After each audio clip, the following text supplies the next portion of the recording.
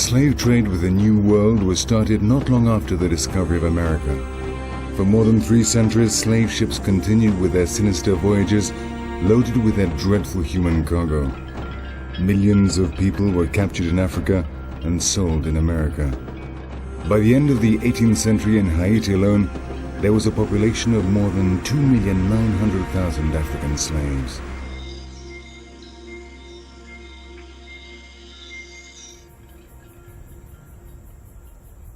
After becoming a French possession in 1697, Haiti soon became America's biggest producer of sugar and also one of the places with the highest number of slaves in the world.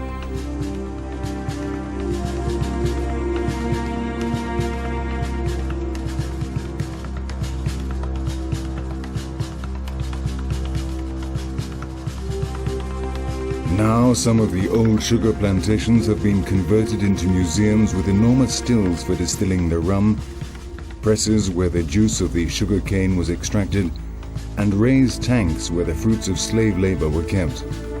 Slave labor carried out under the constant cracking of the whip. The living conditions of the Africans confined in these yards were atrocious. After suffering the hardships of a voyage, where normally 20% of the slaves died, they arrived at the auctions exhausted and ill. Families were separated and the individual members were sold to different settlers. Parents and children would never meet again. The overseers meted out severe punishments to those who did not work flat out, and the hunters of fugitive slaves subjected their prisoners to exemplary treatment, which often resulted in death. Many succumbed to the wounds caused by heavy shackles or dehydrated in the sun, whilst chained to these sinister crosses.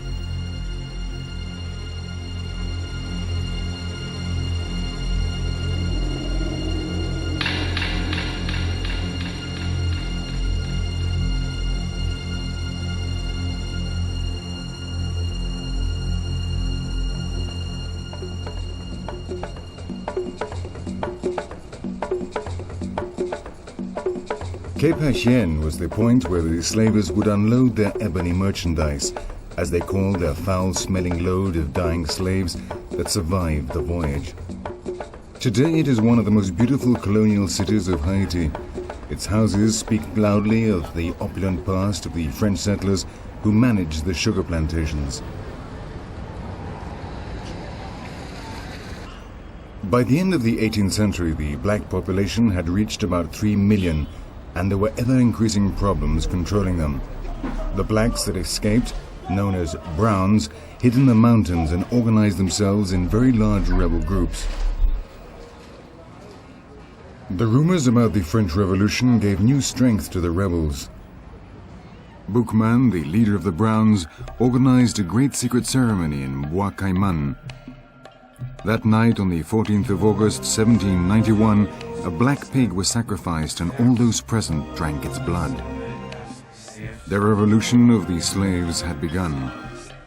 The message was very clear: cut off heads, burn houses and destroy plantations. In a few days, more than 1,000 whites were killed. The terrified white settlers started the legend that the blacks had made a pact with the devil that night in Bois Caiman. Many slaves were captured and executed. The brown Macandal was burnt alive, so becoming a legendary martyr who is still called on in voodoo ceremonies today. Toussaint Louverture became the leader of the blacks and started a rebellion that lasted for 10 years until on the 1st of January 1804, Haiti proclaimed its independence, so becoming the first black republic in the New World.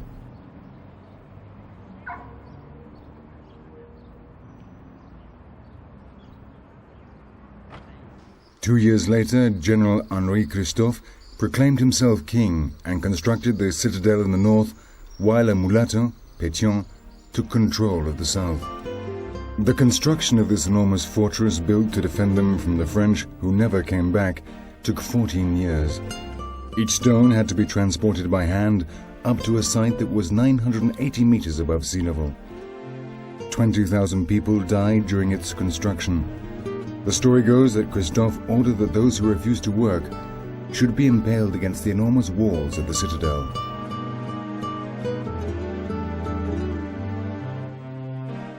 It could house up to 10,000 people, and its geographical situation made it virtually impregnable. King Christophe built up an arsenal of more than 250,000 cannonballs for the various types of cannons that he had installed in hundreds of embrasures. The citadel, the largest fortress in the Caribbean, was left anchored in the mountains as a testimony to the struggle of the Haitian people for their independence.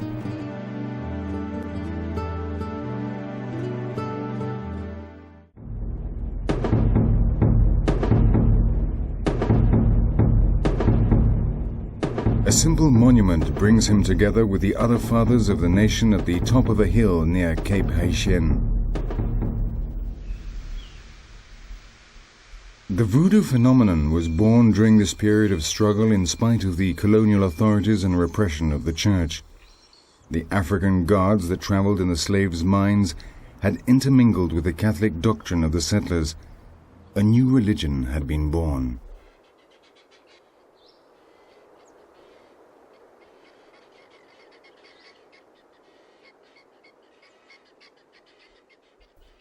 With the flags that represented the different tribes of their ancestors, the lacus, or voodoo monasteries, are spread all over the country. They are normally located in places where the slaves that had run away from the plantations hid to pray.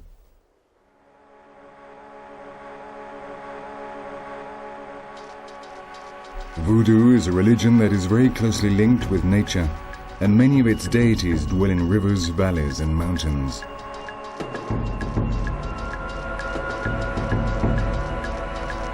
There are many natural settings which are real sanctuaries. The faithful retreat to these places to meditate and meet their luas, or family spirits, and the principal forces of the universe. These are spiritual observatories that enable them to communicate with the great beyond.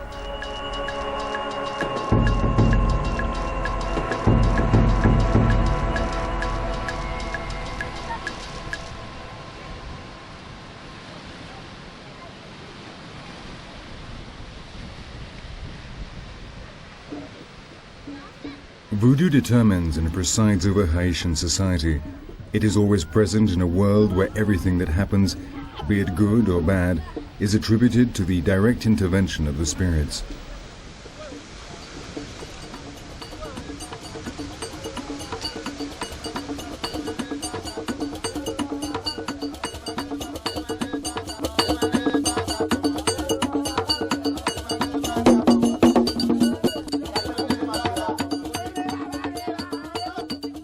Limona Beach is a place of pilgrimage. Preachers from the most distant parts of the country come here to perform Guinée ceremonies and beseech the favor of Azuli, Mother Earth, the goddess of love, who is identified in syncretism with the Virgin Mary.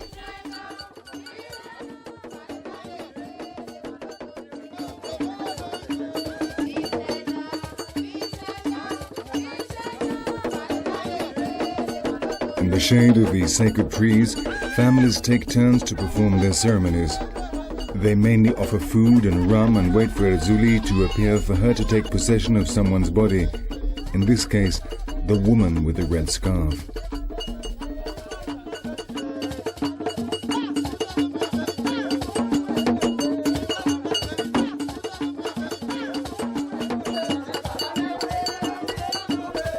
Azuli likes to flirt and seduces people without distinguishing between sexes. She may enter the body of a man or of a woman, but everybody will immediately recognize her because of her suggestive movements.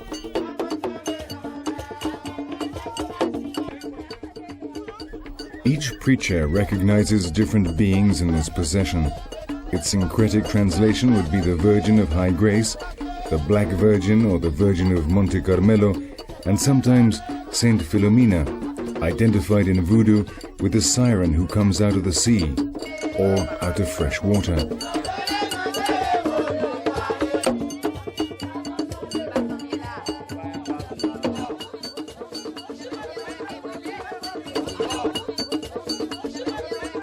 Other participants also go into deep trances.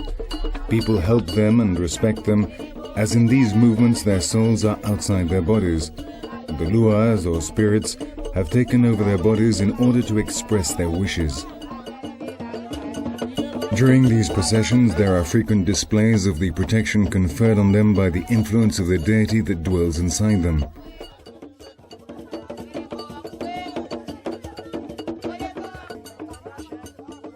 Each lua has different colors, so different colored scarves are used to call them. White carlin powder is used to attract certain deities and to identify them.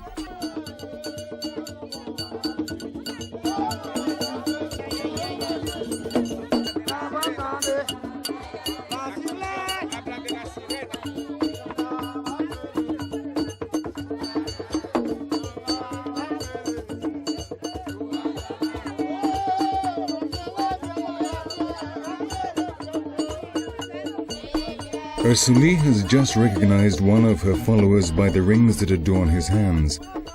These are wedding rings that show that the man has married her. Each person may marry his protective lua. They gather their relations and witnesses together and go to the Onfo, or Voodoo temple, where a mystic wedding is held. From this moment on, the earthly spouse will have to abstain from sexual intercourse on certain days specified by his lua. For example, Ursuli prescribes Tuesdays and Thursdays, and on these days she may become before her servants in her dreams. Here in Limonat, voodoo lives alongside the church. The devotees alternate their religious customs without any problems. From the olden days, when the settlers prohibited their African religious services, the slaves were forced to praise their gods whilst kneeling before a Catholic icon. Don't seduce to reduce my knowledge, because I will always break down barriers and break down bondage. Oh Lord God Almighty, grant me all privilege.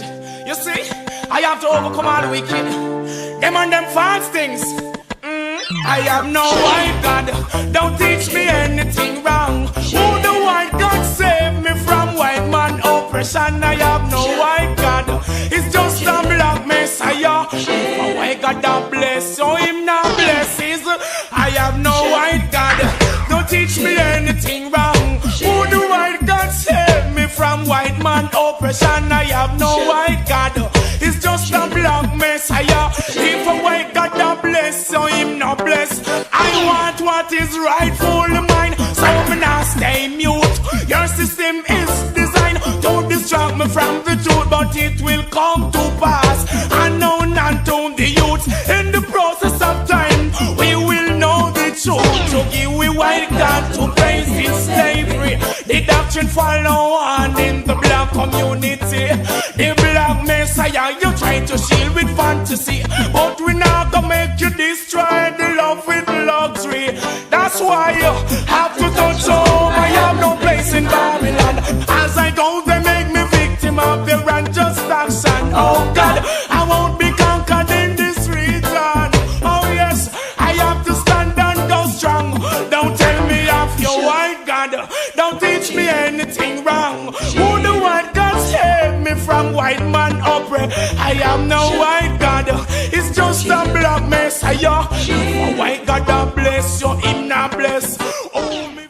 From the olden days, when the settlers prohibited their African religious services, the slaves were forced to praise their gods whilst kneeling before a Catholic icon. In this way, syncretism arose and the majority of the lua had their corresponding Christian deity or saint.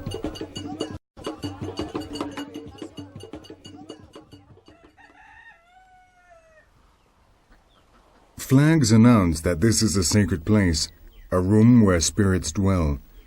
This is Josephine's house.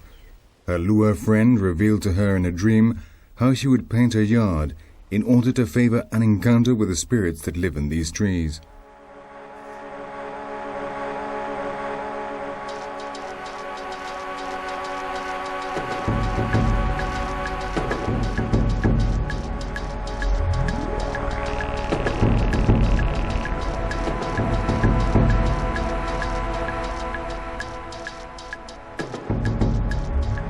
Voodoo philosophy is very closely linked to nature and therefore has an ecological bent.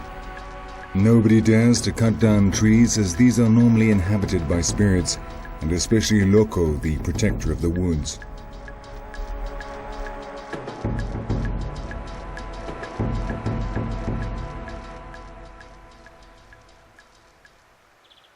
Lakus, small villages that have arisen around a temple, can be found throughout the country. A great sacred Mapu, as they call the Saibas, presides over the Laku of the Congo. The power of the Saibas comes from the belief that they can talk to the gods. Unfortunately, most of them were cut down by the French during their struggle against the slaves' revolt.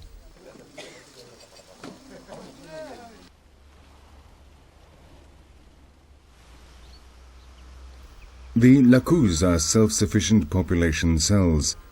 Work is communal as the product obtained from the work. Each Laku is run by a Hugan, or voodoo priest, who is called Mambo, in the case of a woman, and he or she is assisted by a council of elders. Its inhabitants normally have the same African roots: Congo, Ndomi, Mandingo, Ui, etc. There is a Paris style inside the temple which is dominated by the Potomitan, the pillar by which the forces that have been invoked may descend.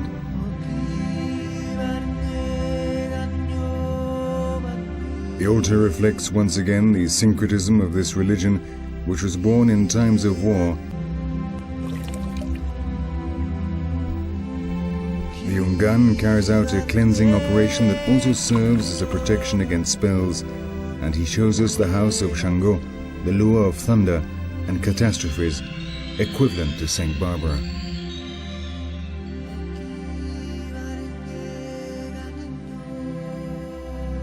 This other Laku is Domi. Its architecture takes us to another African region from which the Yoruba deities, the Orekshas, departed.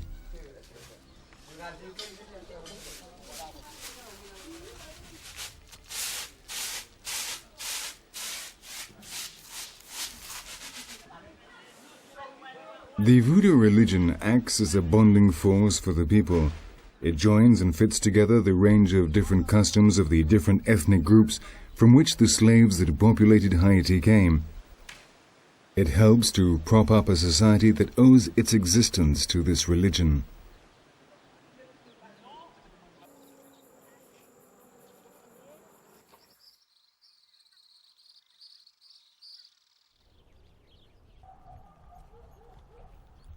Other sacred places include the lagoons where the spirits that clean, heal, and bring luck to believers live. In Plan du Nord, the people submerge themselves in the mud and make their offerings of rum.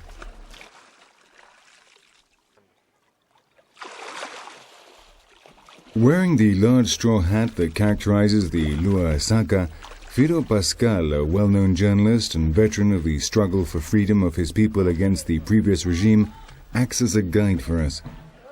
Thanks to him, we were able to discover the real voodoo and avoid the countless obstacles placed in our way by the mafia that limits and sells access to this religion to foreigners.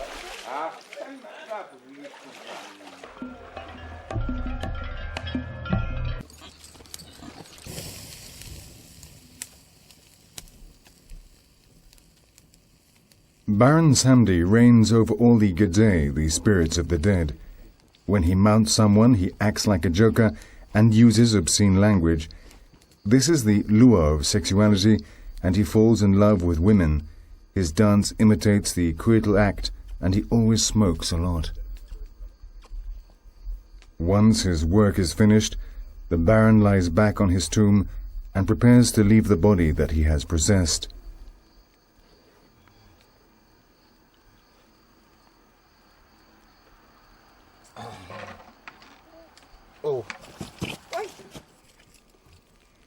The Hugan is shocked when the Baron leaves. He does not know how he got there.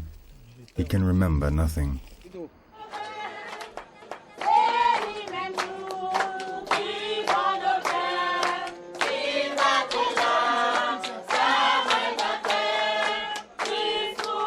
In Beret, an old lady has died and a funeral party has been announced, which will last all night. With songs, the young people trying to cheer up her son, who sits at a small table looking at photos of his dead mother.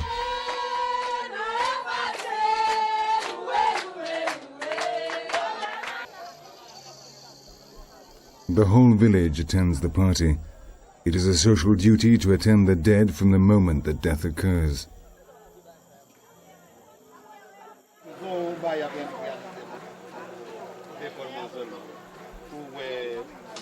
At the back of the house, the women make coffee so that the people can make it through the night and the party may be successful.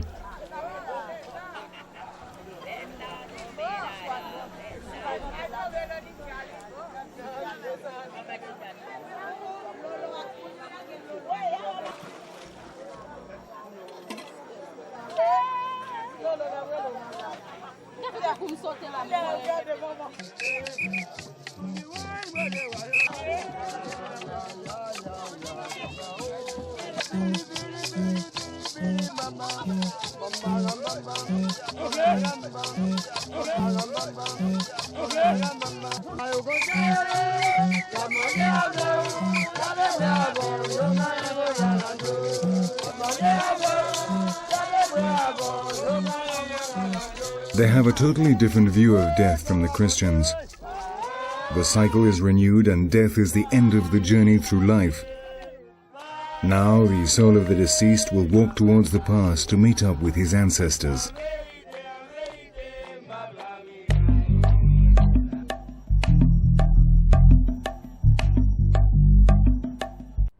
Opposite the front of the palace is the statue of the slave Toussaint Louverture, who led the fight against the French. On the other side, the figure of a slave blowing a lambi, symbol of the fall of colonial power and the fight against the oppression of slavery.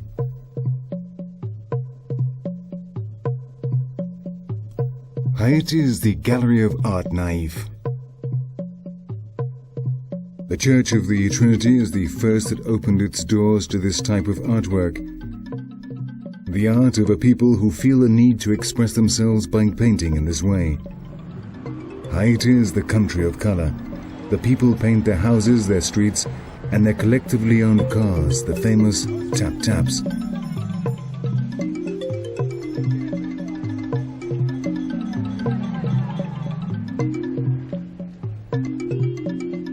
The Haitian people have suffered countless attacks and their freedom has been repressed on many occasions.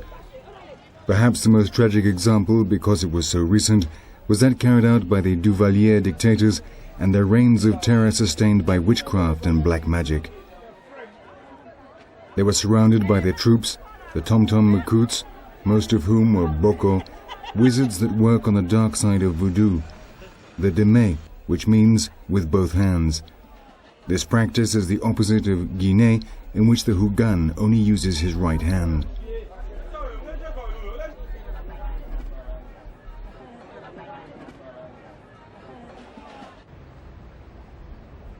The Catholic Church does not like to coexist with voodoo, while the voodooists, on the contrary, have no trouble coexisting with the Church.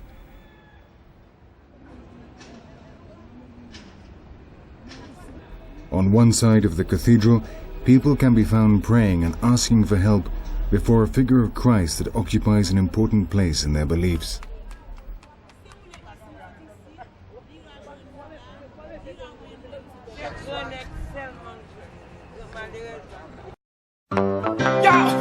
Don't seduce to reduce my knowledge, because I will always break down barriers and burn down bondage. Oh Lord God Almighty, grant me all privilege. You see, I have to overcome all the wicked, them and them false things. I have no white God, don't teach me anything wrong. Who the white God save me from white man oppression? I have no white God, it's just a black messiah. If a white God don't bless, so him not blesses. I have no white God, don't teach me anything wrong. Who the white God save me from white man oppression? I have no white God, it's just a black messiah. If a white God don't bless, so him not bless. I want what is rightfully mine, so me not stay mute. Your system is designed to distract me from the truth, but it will come to pass. Unknown and to the youth in the process of time. We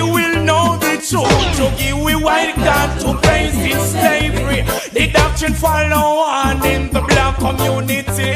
The black messiah you try to shield with fantasy, but we not gonna make you destroy the love with luxury. That's why you have to touch home. I have no place in Babylon. As I go, they make me victim of their unjust action. Oh God, I won't be conquered in this region. Oh yes, I have to stand and go strong. Don't tell me of your white God. Don't teach me anything wrong. Who the white God save me from white man oppress? I am no white God. It's just a black messiah. A white God that bless you, him not bless. Oh, me face contact with anger, cause that no right. Oh, good all things good and valuable must be white. So what about the black that did the most in life? You want your white supremacy, watching me as you takes the virgin and the Bible. Oh, you watch it, remember all who do evil won't go unpunished. Bear your iniquity, you have no wisdom or wit. All evilous people shall sink in I am no white God.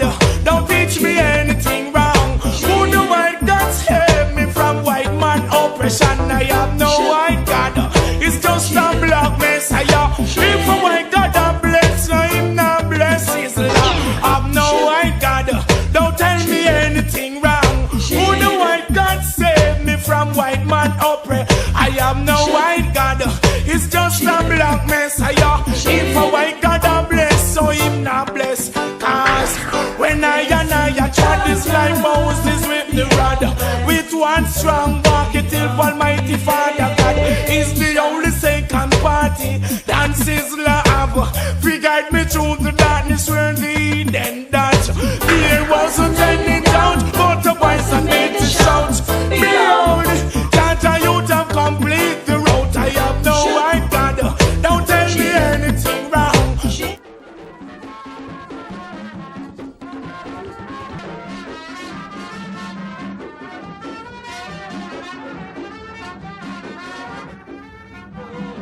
The most important secret societies were born a long time ago and were the real spiritual support for the uprising of the slaves.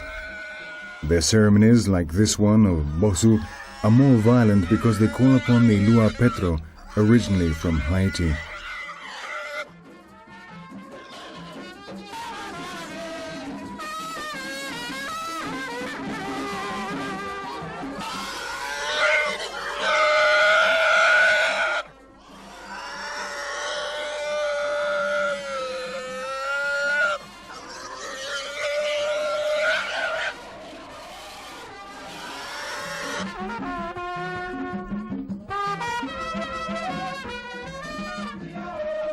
The voodooists inhale some powder made up by the hugans which stimulate the senses and keep them awake all night long.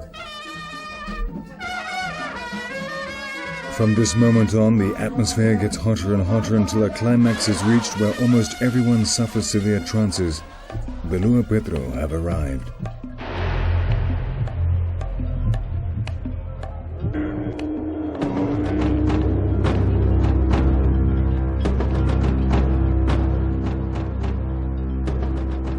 The slave ships also arrived in Cuba, thereby creating another large African population.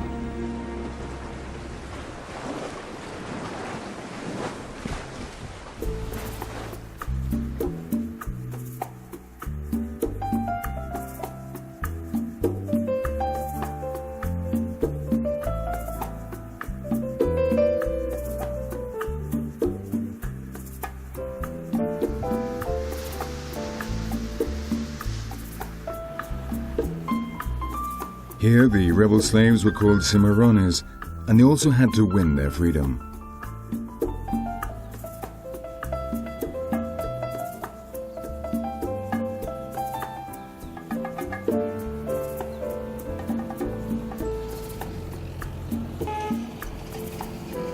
Their dominant beliefs were Yoruba, which, when syncretized, created what is known today as Regla de Ocha, a religion which, to a greater or lesser degree, is practiced by most of the population.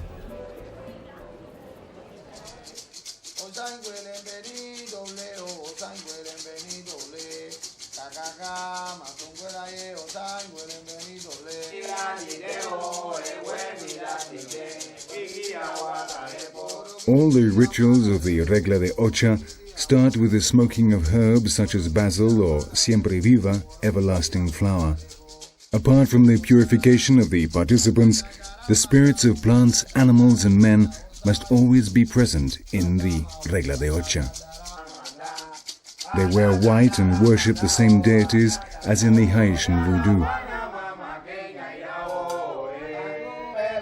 Olga holds the chicken which they are going to sacrifice to Exu. The Babalawo that she went to see consulted the oracle to Ifa, and he told her what to do. She had run the risk of being deceived by a man.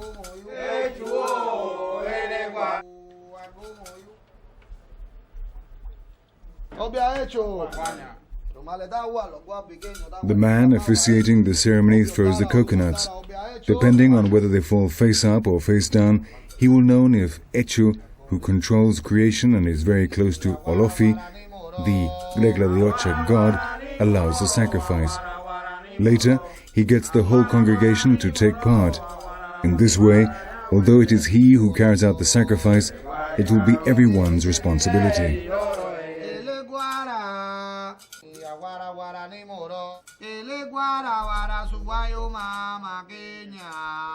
The flowing of body fluid substitutes human life.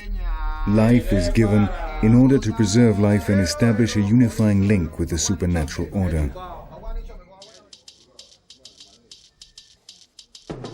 On these altars we can see the African gods Okun, the warrior, Sango, the Oreksha of thunder and lightning, or Saint Barbara in syncretism.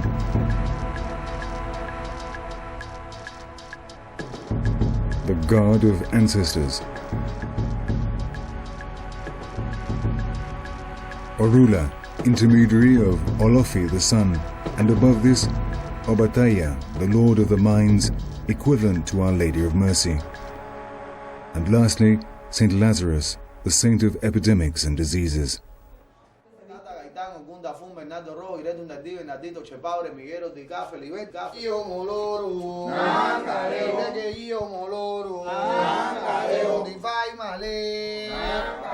Before consulting the Ifa, the oracle around which the Regla de Ocha revolves, they call upon Orula that comes from the sun. Here the ceremonies are held in houses. With the lack of houses that exist in Cuba, a temple would be a luxury.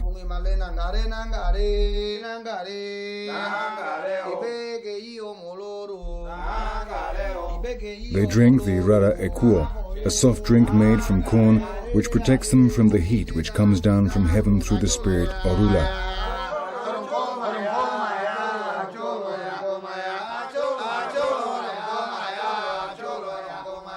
Using a red cloth and a crate, the Great Spirit is trapped while the consultation is taking place.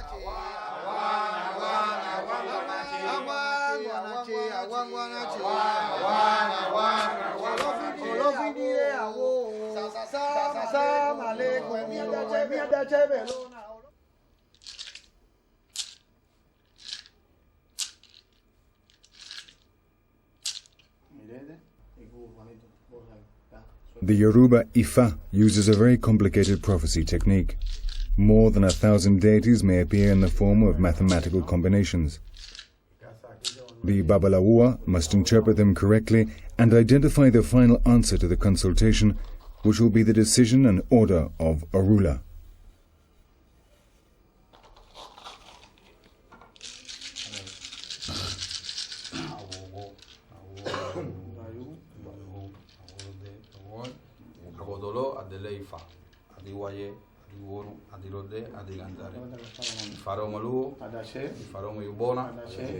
The person officiating the ceremony shakes the seeds and marks 1 or 2 lines of different length depending on the number of seeds that are left in his left hand. When a ruler appears, all get down on their knees. Now the oracle can be consulted.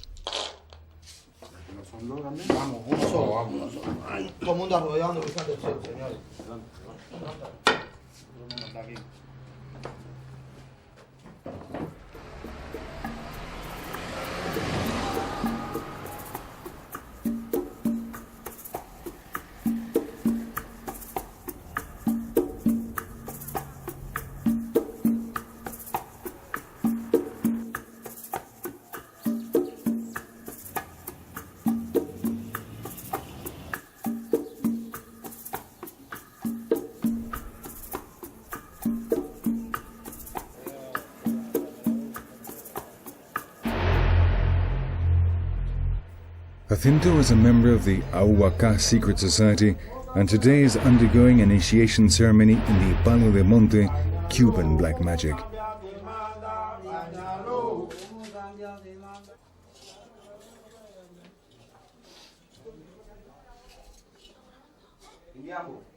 The essential difference between the Regla de Ocha and El Palo is that here they work with the dead instead of with the saints.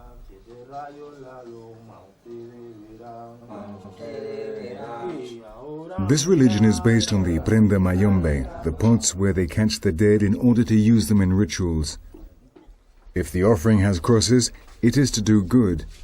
If it does not have any, it is for black magic. It will be covered with black cloths and will be called prenda judía, or Jewish offering. They use sticks from different woods, stones, human bones, tools, coconuts, and a dead man's skull.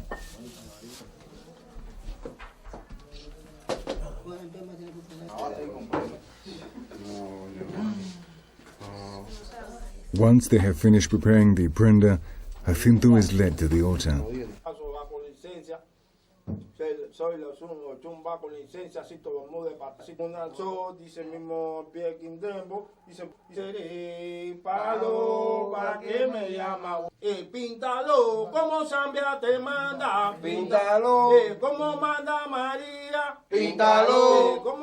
The songs announce the action they are performing. They are clear and repetitive in order to guide the prenda and so guarantee that the ceremony is successful.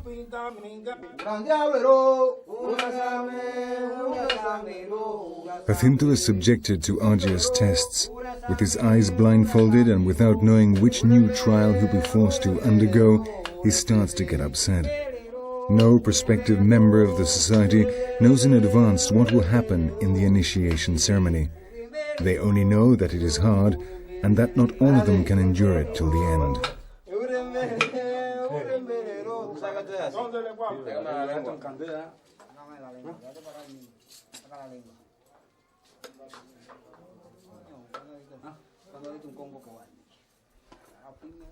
He soon feels faint.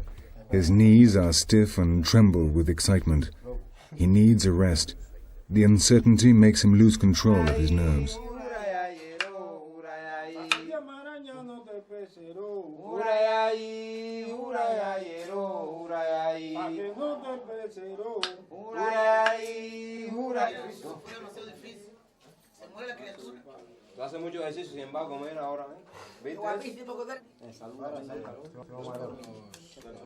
His fellows encourage him, but they urge him to stand firm, saying, "This is a sacrifice, but you must suffer for the prenda."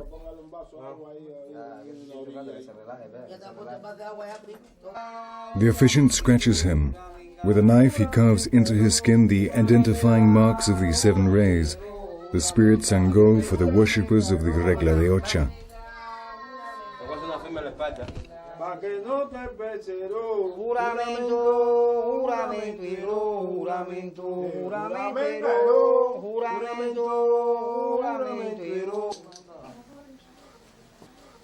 The candidate is exhausted, but the worst is over.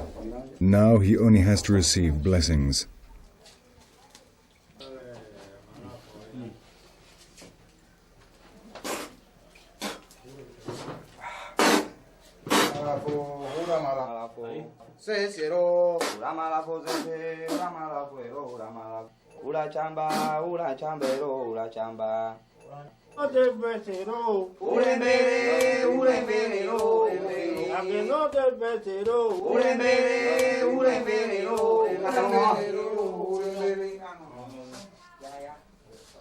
Sai para, yo para derechito. Yo para derechito. Yo para con mi maña. Oh, para derechito. Yo para con mi maña. No abra los ojos. Vamos, apaga las luces. No, apaga la luz. Apaga la luz. No abrir los ojos, no abrir los ojos. No apriete más, ¿verdad? No abrir los ojos. After 5 hours in a blindfold, Jacinto's eyes have to get used to the light again. ¿Qué es esto que te va a dar? Crucifijo. Saca la lengua. ¿Qué es esto que te va a dar? Santo y crucifijo. Saca la lengua. ¿Qué es lo que hay acá adelante? ¿Qué es lo que hay acá adelante? Una cruz, crucifijo. Saca la lengua. The officiant instructs him to stick out his tongue, pressing a lighted candle to his mouth while repeating the principles of the religion. Esto es zambi. En la It will religión give de him nosotros. strength, Zambi. light, Para que dé agility, fuerza, luz, and stability. estabilidad.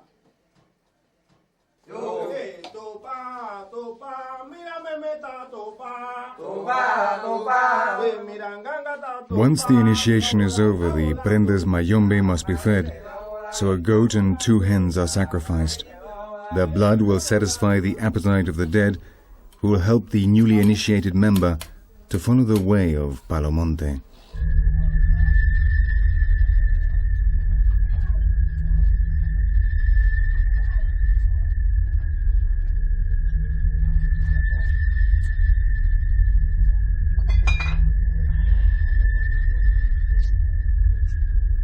Drink from the goat's head. Take it as if it were ours, and allow us to go on living.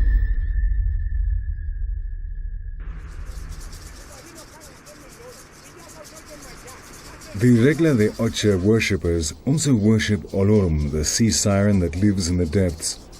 They make offerings of fruit and flowers and ask her to accept the actions on which they will wish to embark and to help them overcome hardships. She is a friendly goddess who is always nearby.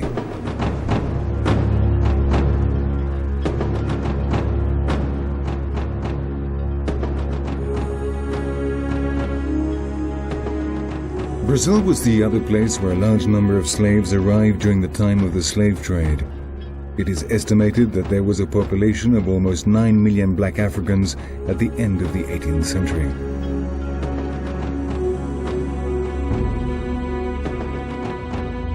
Here too, syncretic religions and cults such as Candomblé, Macumba, and Umbanda developed.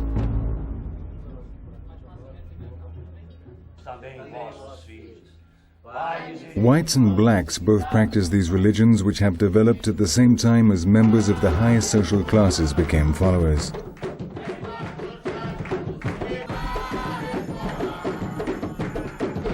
Umbanda is based on the worship of the Agun, beings with great spiritual light, strength, and wisdom. Their objective is to attract these beneficial spirits so as to do good.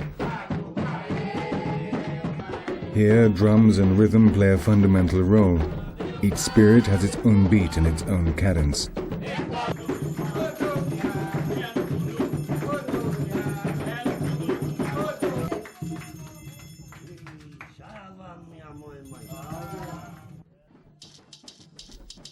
Their altars are dedicated to the same deities as in Voodoo and Regla de Ocha, Exu, Ogun the warrior, Lemanya the siren, Obatala the creator, Sango, and the rest of the African pantheon.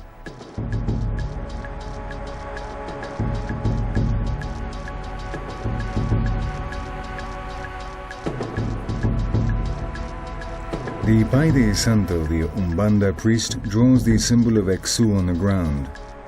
This is the Lord of the Ways, the ancestral Pai, the intermediary between men and spirits. He is compared with Saint Peter in syncretism.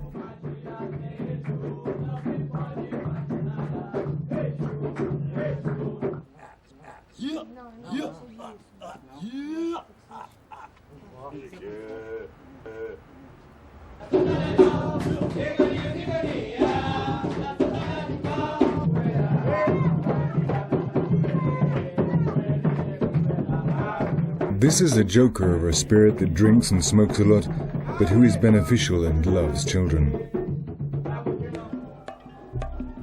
Here the dark world of black magic exists too. Vodun fetishes from Dahomey which may exercise a sinister influence in a secret place.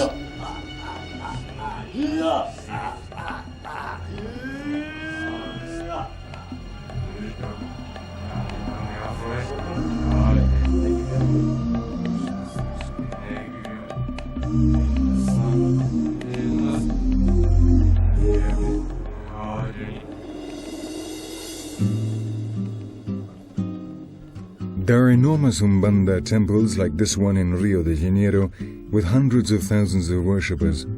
Some of them have sports fields and other activities and perform an important social function with orphanages, shelters and aid for poor districts. This is the evolution of a religion as old as man himself, which over time has been cleansed and become more sophisticated, but which maintains its purest spiritual concepts.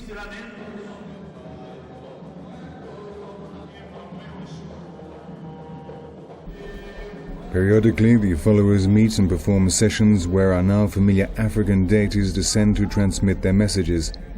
The trances are not as sharp as in other religions, but they all encounter their friendly saint.